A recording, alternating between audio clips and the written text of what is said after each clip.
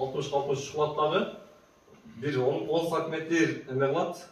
Гумус ташталып туруп, эгерде баягы диамофоска деген бар, ошону 300 грамм салып коюш керек. Азот, фосфор, калий, анан күкүрт бар диамофоска. Ошону 300 грамм таштайбыз, анан дагы бир аз биогумус менен үстүн жабып туруп, үстүнөн алган топуракты баягы 60 куйуздан эң үстүнөн алган топуракты баягы көчөттү коюп туруп, tomur жакка таштайбыз, тигинен чыккан топуракты үстүнө таштайбыз. Анан баягы уланган жери сөзсүз күн жакты караш керек, үстүндө туруш керек. Бул жабылбайт. Жабылбайт. Анан күн жакка карап, күн ошо уланган жер болсо тийип, күн батып кетиш керек да, ошондо көчөт эккенде. Узакта эме болсо дагы айтып берет элек, баягы сызып көрсөтүп. Аралыктар ошондой келет. Анан алма бар, узак ар бир климатына жараша өзүбүз сортторду сунуштап берип атабыз. Кышындасы суукка кандай чыдайт? Бул алма чыдаса, чыдайт. Бул карлик, бол карликтин климат менен тиешеси анча деле жок. Алма өсөт, демек ал жакта өсөт да. Алма өсөт аткан жерде бул карлик, бол карлик өсөт. Болгону баягы тамырды алмашат да. Алтынбек айтты, тамыр 59 106 деди. Ошол тамырга уланган сиздин үйүңүздөгү кайсы алма болсо дагы бул карлик же бол карлик болот. 59 уланса карлик болот. Эгер 106 уланса бол карлик болот. Сиз каалаган эмени алып келип, сорт алып келип ошо улай бересиз. Сизге жакка. Сактаганга болот. Болот, холодильникте сактаган болот. Кадимки эле алмада бар, өзүбүздүн алмалардын бою кичинетилген интенсивдүү. Гектарына канча миң сомдук көчөткө акча барат? Канча миң сомдук көчөт? Бул карлик же бол карлик? Карликада бол карликада айболма. Эсептеш керек бул, сорт жарышыбыз керек. Мисалы 4-ге 2 келди. Түйүн эсептеш. 4-ге 2 келди 8. 10 миң бөлөбүз 8ге. 1250 көчөт кетет экен 1 гектарга. 1250 көйтөбүз 4-ге. Ошондо $5000 көчөт кетет экен. Гектарга. Гектарга бол карлик орточо. $2000 менен тосулат, $3000 капельный болот, $10,000 кетет да. А $10,000 уже 5-жылы полностью таптаза тазалап туруп, анан уже дальше 20 жыл силерге иштейт да. Ушул бая розмарин, симерин, квартиралардан жакшы ба? 1000 эсе жакшы. Жакшы ба? 1000 эсе жакшы. Көрүш керек. На Семиренко алмасы, ба Гренни Смит бар го, Мичурин ошону аргындаштырып анан Семиренко чыгарганда, а Гренни Смитти мынанын Гренни Смити менен о Семиренканы салыштырып болбойт. Мунун толстый кожасы дагы, анан Россия шунчалык жакшы көргөн алма да. Гренни Смит көк-мөк жап-жашыл болот. Шунчалык базарный вид да. Сонун кетет. Мен буларды арчып тазалап туруп, мисалы үчүн бир базарга коюп кое турган болсоң, биринчи нарактан эле күлүп турат да алма өзүнө чакырып. Шунчалык товарный вид болот да. Клон деп коет, түшүнүп атабыз. Клон дегенди. Клон, тамыр клон да. Ошол тамыр уланган алма бою бирдей болот, белки алманын эбесине бирдей болуп кетет. Грамм жактан точно болбосо дагы, баягы ар бирине азык затты бирдей жетиштирип атпайбы, алмаларыбыз стандарт болот да. Баягы жылдый майда үстү чоң болбой, бардыгы стандарт болот. Мына сиз азыр айтыпсыз, сурап коесузбу жанагы Семиренко менен жанагы айырмасы каякта деп. Булардын биринчи айырмасы акчада болот экен да. Мисалы үчүн Семиренко 20 сом болсо, наркынын мына Алтынбек билет, Арстан. Былтыр 55 сотигинен мына галаны $10,000 сатты. 55 сотиг алмасы бар алтын билет. Алтын өзү берсең керек эсен өзү. Созуртабы? Ошол бизге мына лен жолдо камерди таанышсыздар да. Күнөөнөн барасыз. Ошо 2 гектар багы бар экен Семиренко. 8 жылдык аза күчүнө. 8 жылдык аза күчүнө кирип өтө сонун караган болчу. Ошол кийин бизге кошулуп калып, анан ошонун бактарын көрүп келип, ошо 2 жылдык 2 гектар багы бузуп берди былтыр. Ушуну эгенди. 8 жылдык күчүнө кирген алманы бузуп берди Семиренко. Мен академик Астан былтыр 110 сомдон сатып баштадым. Калан. Эң акыры эң арзанын 50 сомдон сатты. А ол болсо холодильникке коюп, мен былтыр ошого койду алтындарды мен. Терип холодильникке коюп, холодильник акча коротду 23 сомдон зорго сатты. Bunu avgustda 110 сомдон сатып баштадым деп чыгарыштым. Акырын 50 сомдон саттым деп. Мына айырма. Сиз баягы алманын айырмасын сурап атпайсызбы? Быйыл баягы бизде Кореянын эл аралык Корея мамлекетинин бизде Койка деген компаниясы организациясы бар да. Быйыл бизде айыл чарба департаменти менен аграр департаменти менен Бишкекте чоң выставка өткөрдү, алма выставкасы, семинары. Бул жерде Кыргызстан боюнча, андан Орто Азиядан да келишти.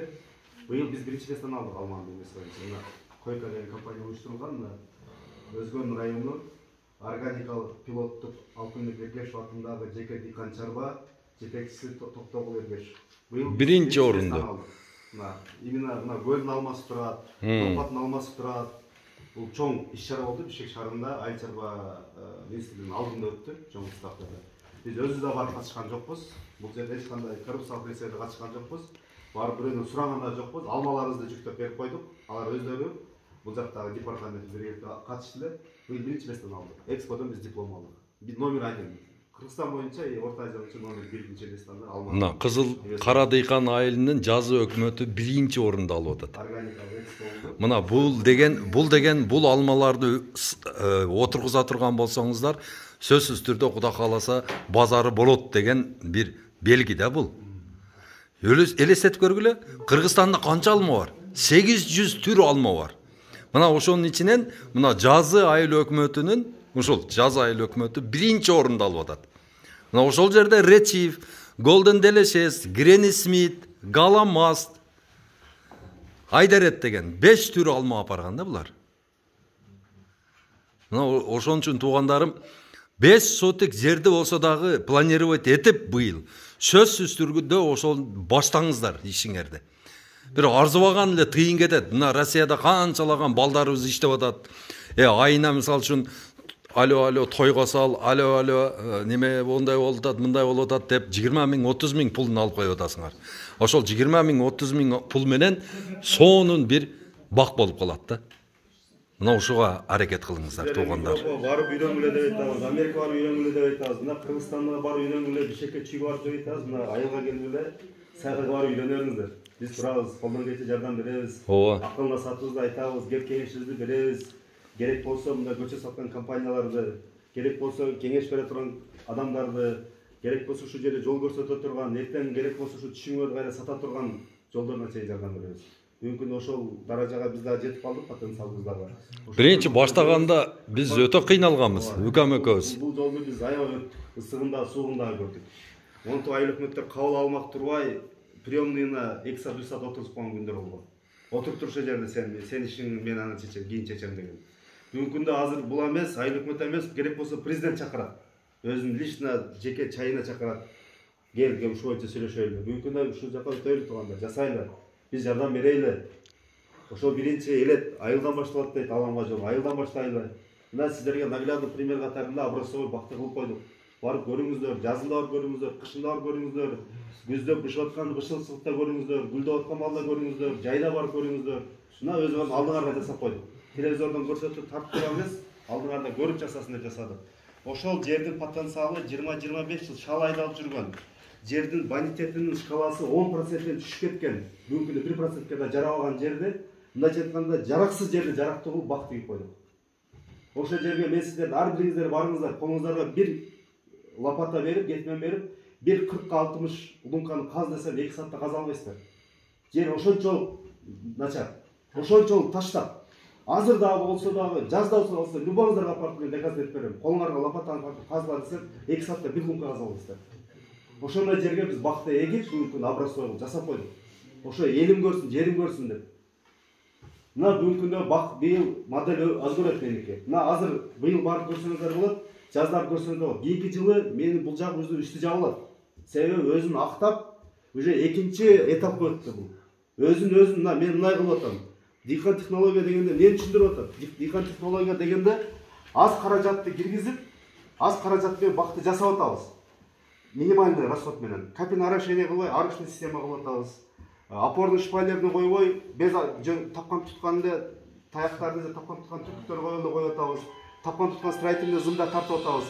Быйыл мен bunun уже өзү каражат иштеп табып алма өзүнүн акчасын. Жылда 300-400 миң греше берет, 100 миң 150 миң сомдон атлар иштетип атып, Бүгүнкү күндө мен буга азыр эмеден Италия мамлекетинен шпальный стойка заказ кылып койдум. Үстүн жаба турган жапырып. Мына бир 2 жылдан бери бул бак таныбай каласыздар кайта.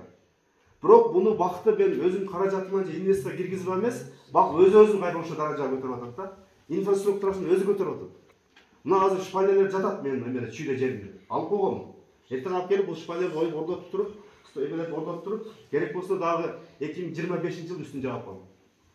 Бак өзү ошо даражага жеткирип атат да. Мына мен жогоруда көрсөткөн толук интенсивдүүлүгү бул акырын башынан болсо да аягынан акырын өзүн каржылап атып, өзүн ошо даражага жеткирип атат да. Жетишебиз биз дагы буйруса барыбызчы. Ошон үчүн келиңиздер, жасаңыздар. Биз ушул тармактарда 2019-дан бери капшык айтып келатабыз. Жасаңыздар. Биз өзүбүз 2014-те баштаган бул ишти. 5 жыл изилдедик.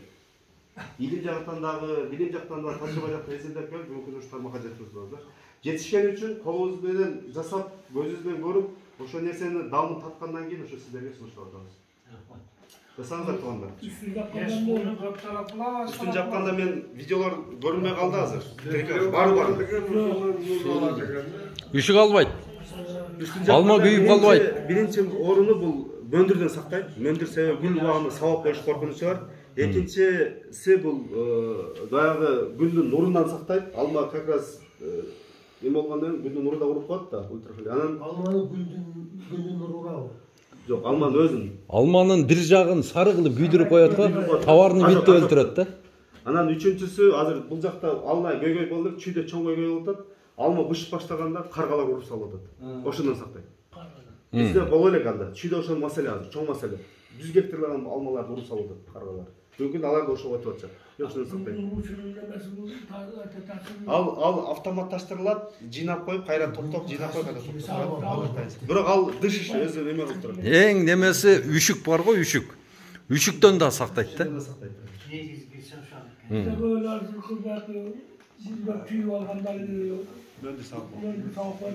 сактайт.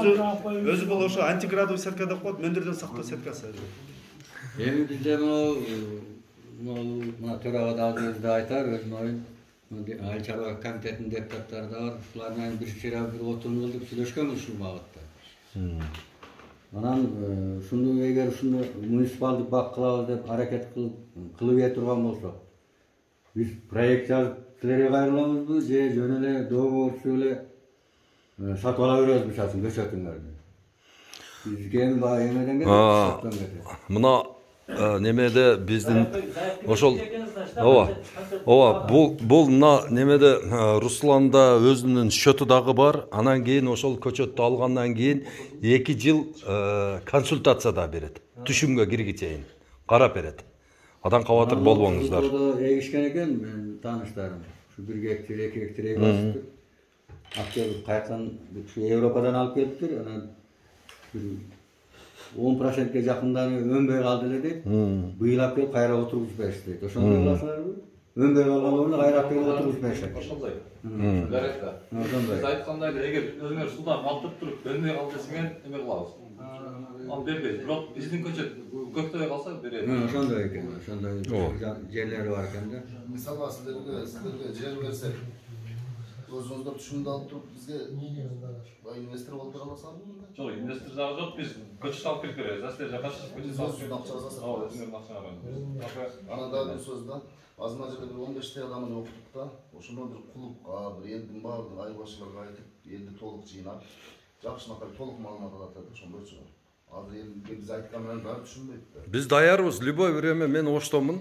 Азыр Алтынбек ушул жерде болгондон пайдаланып туруп 2 күндөн кийин уюштуруп берели. 2 күндөн кийин жалпы жыйын кылып берели. Пожалуйста. Анан телевидениени дагы чакыртырып коебуз, келип айтып деп элге мындай кичине мотивация болот. Biz bu işte biz 2019'dan beri de seminarda өтүп келатабыз. Өзгөн районунун райондук администрациясына жылда өтөбүз. Жылда семинар өткөрүп турабыз. Акимдин катышуусунда. Жылда өтүп ошол жактарга барып турсаңыздар болот. Райондордо жерлерге чакырсаң ал жерге келип турсак болот.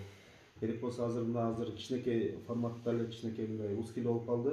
Биз ар бир профилдин адистеринен бери алып келсек болот. Мисалы капитальный орошениянын өзүнүн адисин, строительный монтажный работалардын өзүнүн адисин, алар өздөрү технология жактан да түшүндүрүп бере алат. Ошол эле агрономдорду ошол эле агрономдор ошол эле берки мүмкүндөгү ошо оору илдеттерине каршы күрөшкөн адистерди аспиранттарга чейин алып келсек болот. Мүмкүн биз андай возможностьторубуз бар. Биз бул жерде маалымат гана бере алабыз. Анан бизде ушу эки эле максатта иштейбиз да. Биз в основном маалымат беребиз, экинчи консультативдик характерде. Кеп кеңешин гана берип алабыз да. Анан сиз айткандай бизде инвестиция боло албайбыз, каржы булактарын чечип бере албайбыз. Ал биздин колубузда келет. Көтөткөлөр технологиясы кошулуп калбайбы? Кандай дейсиз?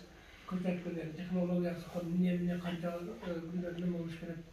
Таблицасы бар бирок. Канча күндө муна дары жаш керек, мынча суу куюш керек деген бүт аларды беребиз. Кантип егиш керек? Кандай егиш керек? Ар бир алманын сортуна жараша өзүнүн таблицасы бар, кошо берилет да. Электронный эле жөнөтүп коебуз болсо. Азырчы баягы аты кимдердин аталары эмне? Мына Абдулла айткан сөздө неме бар да, жан бар. Себеби 5 сотик огородунда атыбыздын үйүндө ошондой синайткенген. Бирок өргөйүп койгонбуз, көлөкөлө кылат, башка пайдасы жок. Аны ошол алагана чеп кетип калат, ошо зейни кызарган деп. Ооба да. Ал сен айткандай ошо 5 сотиктен баштасак, мисалы 20 адам, 50 адам 5 сотиктен баштаса эле, Ооба. бир 2 жылда эле бир сага көзүң көрмөй баштай айткан болсо, сенден ошо коштан да сурайт, нат кайда сурайт. Şu менен аны сразу өнүп кетпейт дем, азыр сразу 10 гектар, 20 гектар эге албайсың да. Ошол азыр 20 жексек, кийинки жылы 20 келет да. Биз сүйүнөн сурайбыз, сүйүнөн оптоп калсак, бизден сурай баштайт. Ошол секин ошол канча көчөт керек? 6 гектар сурасак, канча көчөт керек? 5 сотик керек. Кандай эгебиз? Канча казабыз? Биогумусту алабыз мисалы, анан мына сатып алгандан кийин өзүңө ким келип калат? Бекер алган өзүң колуң келип калат биогумусту. Ошондой заряд өтүп алсак, 1-2 жылдын ичинде, может, сен айтмакчы, баягы 3000 түтүн эмес, 1000 түтүн эгип коелу. 1000 түтүндөн баланча болсо, неме ачып алсак өзүбүзчө. Орус оюна келгенди кылат, кыргыз көргөнүн кылат болот да. Билесиңер. Көрөнү эле кыла беребиз. Сиздин сөзүңүздү мен толуктап коеюн. Биз мына Борбор Азия балгындар биримдигин ассоциация түптөгөнбүз. 2010 жылы түптөп, мүмкүн ишмерде жүргүзгүлө айтабыз. Андан бери бир топ мыйзамдардын эмесин автордук болсо дагы инициатор катарында көп мыйзамдарга дейин изменение киргизгенбиз. Ошонун төрагасы да болгон убагында, азыр Абдулла Ташевдин төрагасы. Биз ошонун негизинде көп социалдык проекттер иштеп чыкканбыз. Биздин бир айыл 1 сотик, бир айыл 5 сотик, бир айыл 10 сотик деген программабыз бар. Ал программанын негизинде, ал программаны жөн эле иштеп коюу эле, же проектти мондой проект кылып жазып коюу эле эмес, биз бунун иштөө механизминен бери иштеп койгонбуз. Кантип иштейт, кантип ишти аткарат, кантип аны иштеп жүргүзөт, кандай аткарат. Анан бунун негизинде бир айыл биз 1 сотик, бир айыл 10 сотик дегенден кийин айыл өкмөттөргө проектти же механизмин сунуштап кое турган болсок, булар колдоп, сиздер колдоп бул ишти кылабыз дегениңиздер менен кайра эле биз келип каржы булагына таянып калат экенбиз да. Мисалы кимдир бирөө 5 сотикке жасай алат экен да, кимдир бирөө жасай албай калат экен. Анын да өзүнүн сметный каражат расходтору бар да. Мисалы көчөт аласыз, посадочный материалды, тососуз, ошол эле баягы суу түтүкчөлөрүн жасайсыз, ал жак бул жактар. Биз ошонун негизинде мүмкүндө 10дон ашык каржы булактарга заяк берип койгонбуз. Передовой мүмкүндө каржы булактары биринчилерден болуп, азыр кредиттик компаниялар чыккан. Биз каржылап берели деп. Сиз да катышкансыз, Бабур Төлөбаев компания менен кайсы? Мөлбулак. Мүмкүн алар дагы берген өз немесинчи. Азыр бунун негизинде азыр баягы Всемирный банктында проекттер бар экен, аларга да сунуштап койгонбуз. Андан сырткары Агростайл деп баягы Проомдун, ОБСМин, USAID-терде программасы, аларга да сунуштап койгонбуз. Бунун биз азыр иштеп атабыз үстүнөнчү. Эсиле каржы булактары чечилип кала турган болсок, бир 10 айыл өкмөттү пилоттук алып туруп, ошо 10 айыл өкмөттөн баштайдыган ойлорубуз бар. Муну биз ар бирин сиздер айткан сөздү биз кагаз жүзүндө дагы иштөө механизминен бери каржы булактарына чейин аракет кылып чечкен аракет кылып койгонбуз да. Буюрса чечилет анын баарычы. Эми туугандар, азыр өзүңүздөр билесиздер, кичинекей эле бир торпок 40 миң сом болуп атат да. 40 миң сом. Эми $500 да. Эми $500 туугандарым көчөтү келет экен. Аны казып иштөө, казып аны отургузуу деген о балдардын эле иши да. Туурабы? Анан эми баягы капельный лента, мисалы үчүн 5 сотик жериң мисалга да турасынан 20 метр болсо, ошо катарынан эсептегенде мисалы үчүн эми бир 20 бир 200 метр кетет экен да. 200 метр 600 сом эле акча болот. Анан кичинекей насос баягындай. Кичинекей насос бар го 1000 сом. Ошол эле болду. Башка эч нерсенин кереги жок. Ооба баягы поливочный лента деп коет. Арык кылып сугарса болот, бирок баягы берки жакшы да. Берки. Себеби дегенде мисалы үчүн бул алманы кийин көп алат го. Көп алганда үстүндө мисалы үчүн 100 кило алмасы болгондо сиз чайлатып суу койгондо баягы ооп жыгылып калат да. А эгерде мына мисалы үчүн ствол мындай турса, мынерден суу тамчылап тие берсе, ол тагына жете берет. Анан баягы жерге биогумусту ошонун астына көмүп койсоңуз, набаттай болуп эрип, акырын астына бере берет. Алмаларыңар дагы сочный болуп, ушунчалык укмуш болот да. Ошон үчүн туугандар 5 сотиктен пилотный бияк 4 гектар бул жака отургузсун, а калгандарыбыз эртеге дагы чогулуш кылайлы, элдин санын көбөйтөлү, 200, 300, балким 400 кожолук эмне? $600 акча кетет экен. Давай мен дагы кылам ушуну деп чыкса, сиз айтканда 500 кожолук отургузуп, анан кийин бир 3 жылдан кийин анан кийин сеники канча болду? Менде 500 кило алма бар. Сеники 500 кило. Бардыңар бириктирсеңер 2,5 миң тонна алма болот экен. Апарып туруп базарга сатсаңар, эмнеде КамАЗ толуп кетет. Буяк салган логистика толуп калат. Ошон үчүн бардыңыздарды чакырабыз. Ошол боюнча мына күздө Ичкоргонго барып келдим да. Ошол жерде Ичкоргон деле бир айлык болот экен да. Ооба. Ушундай элдин баары бир алма эгиптир да, Семиренко. Эмсе айткандай КамАЗдын баары ошол жерде, клиенттин баары ошол жерде. Өзбекстандан, Тажикстандан келип туруп кайнап кетет. 500 тонна Семиренко алып кетти бир адам. Укам майдан баштап туруп, о хурма, акыркы хурмага чейин Ичкоргон кайнап турат. Акча кире берет, акча кире берет. Билесиң го, тынбай акча. Бардыгы акча кармап отурушат. Аравандан бир адам Аравандын өзүн 18 тонна сата албай Семиренкасын. Ошо Ичкоргонго барып 22 тонна сатып келди. Ана. Ошо сиз айткандай да. Ооба. Ар бир немесе клиенттен ошо жерде болот экен, анан кымбат болот. Ана. 6 сом көрсөтүп кетип калат алар. Базарга ham алышпайт экенсиз. Базарга ham алышпайт экенсиз. Мен казыр жолдун боюнда да көрсөтүп бар 3 жылдык алмалар эккен 3 жыл болду, бирок сабдолун кылып бир жол калды да ушунда. Сен суу жок деп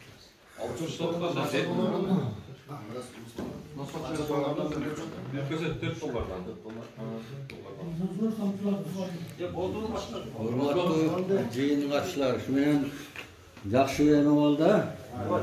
Уктуп, анан өзүңүздөр да сунуш кылдыңыздар мына анча Турсуналы. Ошо элди да жыйнайлы болбосо бир күнгө сүйлөшүп декабрь 3-чү кварталына элге да кызыктыралы. Ооба, аракетти кылалы. Мына бир төрага бир рахмат айтып коеюн.